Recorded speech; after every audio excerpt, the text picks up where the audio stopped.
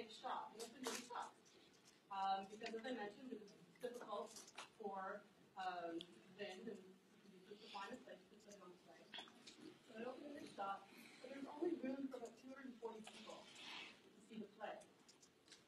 But by this point, in 1953, so many people had heard about Beckett and heard about this play. The play had actually been published. This is a really difficult practice at the time where playwrights would publish plays and then they have a production. Right, and today we usually production versions and publishing. But many people read Conwell about it and been really excited about it. So despite the fact that it was a small theater, tucked away, many people went to see it, and it had over 200 people. So based on the success, Beckett decided, okay,